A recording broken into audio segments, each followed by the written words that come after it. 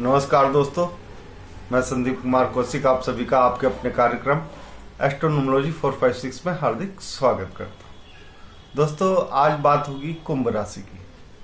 मार्च माह 2025 में इनके साथ क्या अच्छा होगा और किन क्षेत्रों में इन्हें सावधानियां बरतने की जरूरत पड़ेगी।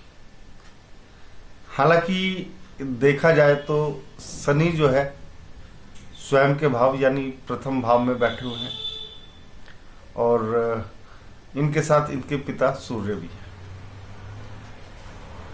दूसरे भाव में राहु, शुक्र और बुध विराजमान हैं।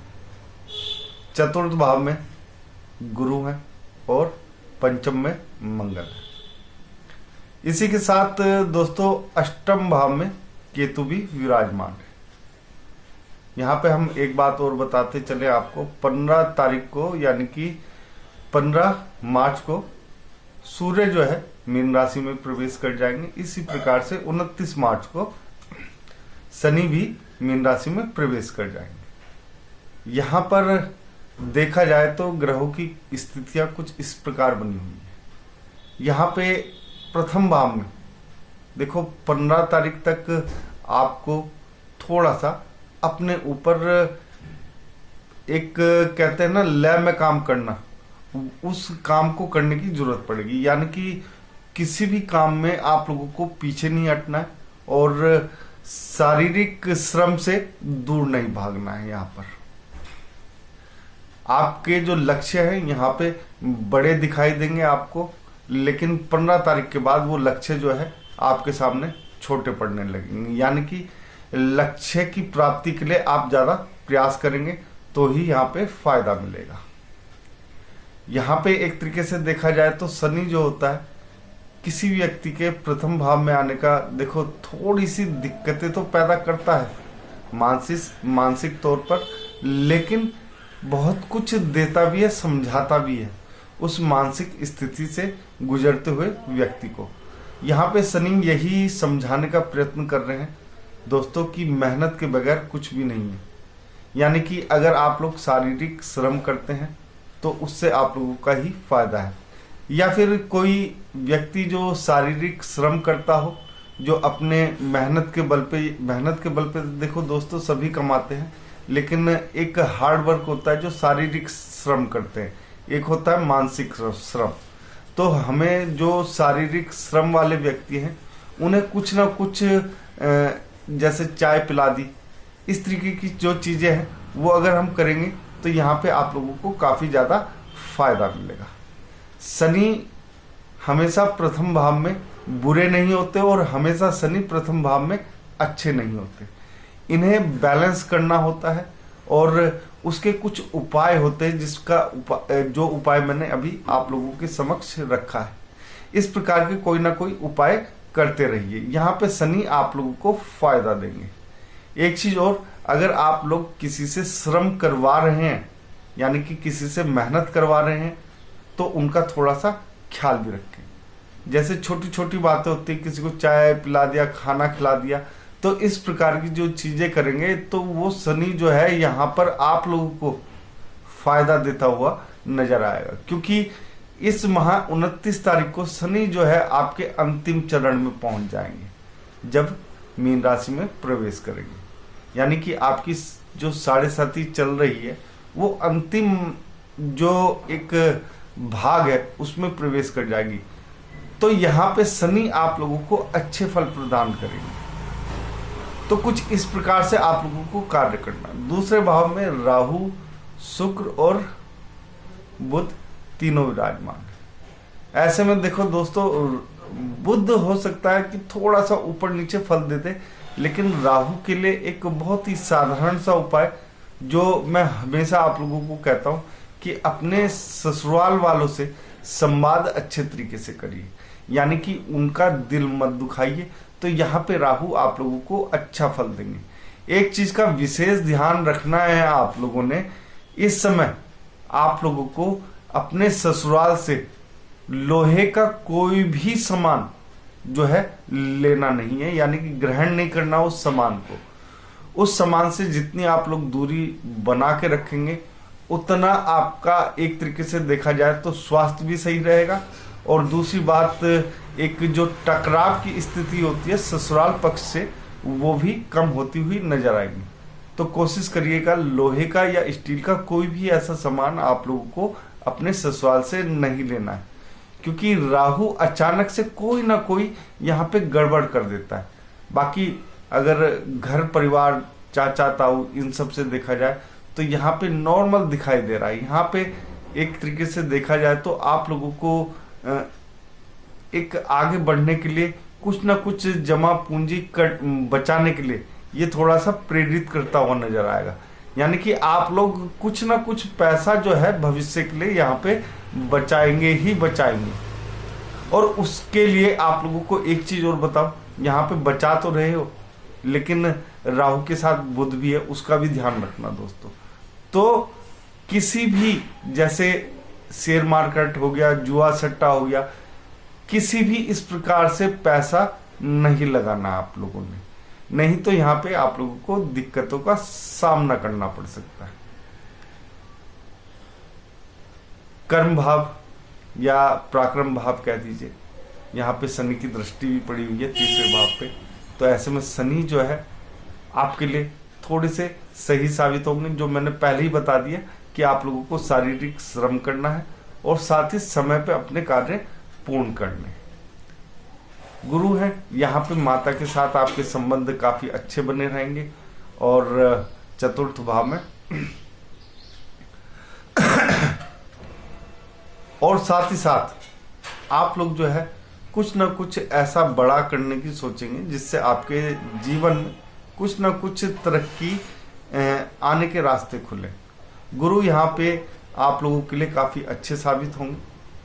और जिस प्रकार की स्थितियां बन रही हैं, तो यहाँ पे गुरु आपको ज्यादा नुकसान नहीं पहुंचाएंगे। यहाँ पे फायदा ही फायदा आप लोगों को देते हुए दिखाई देंगे। गुरु यहाँ पे माता के साथ संबंध तो अच्छे करेंगे ही करेंगे, पिता के साथ भी थोड़े से संबंध आपके अच्छे रहेंगे।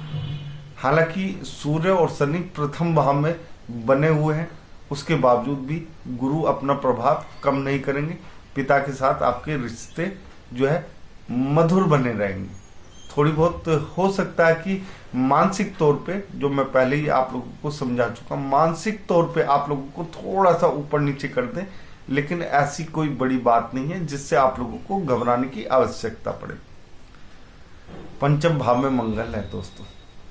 देखो, पढ़ाई लिखाई के लिए मंगल बहुत ही अच्छा है, सभी को मालूम है।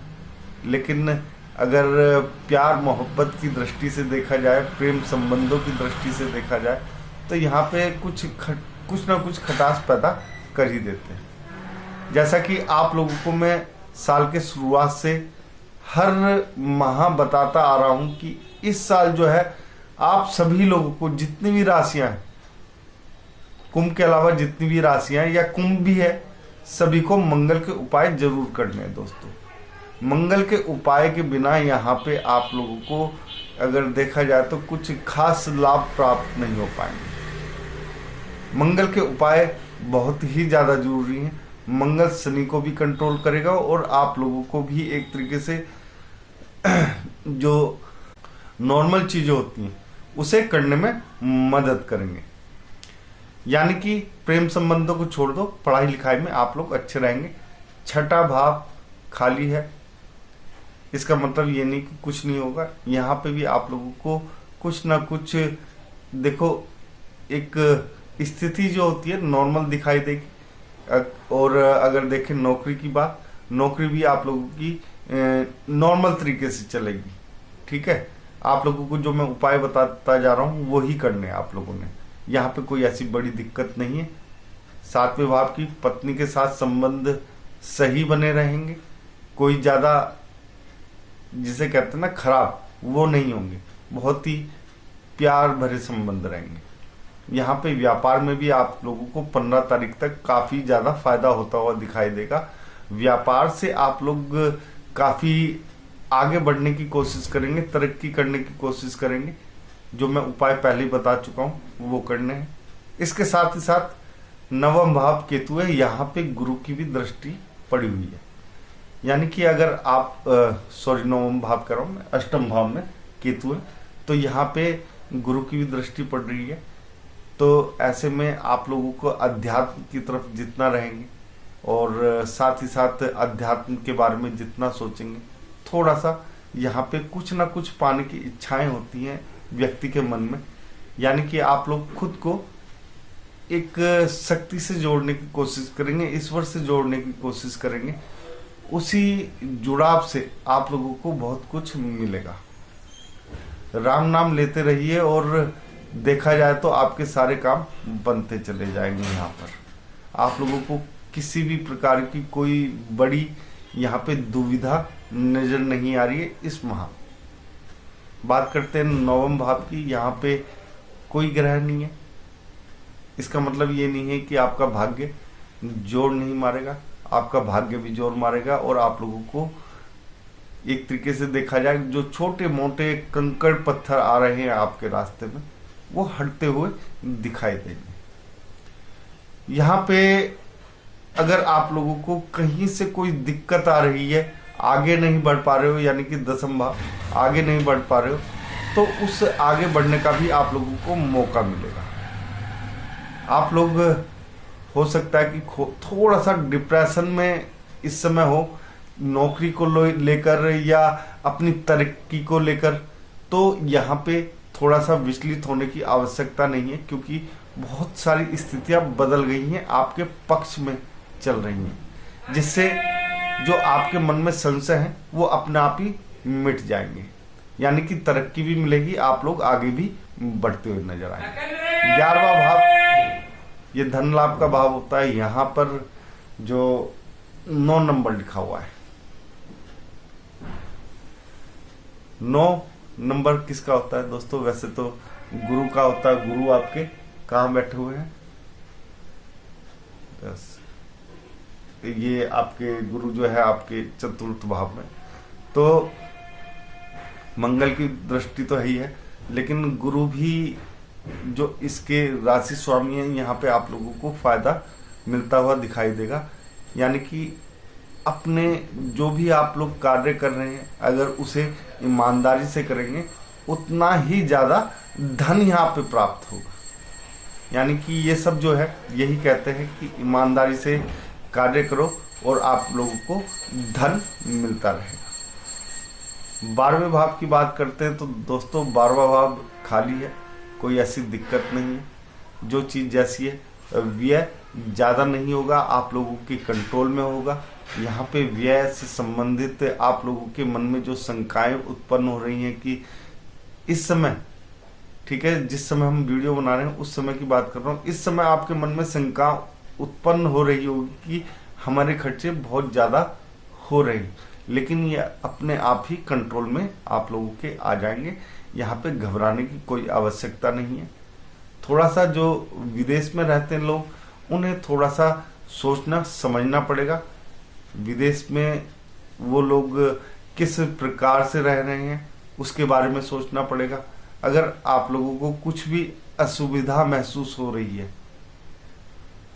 तो तुरंत अपने एक तरीके से घर लौट जाए, क्योंकि विश्व में जो थोड़ा सा दृश्य है वो बदलने वाला है।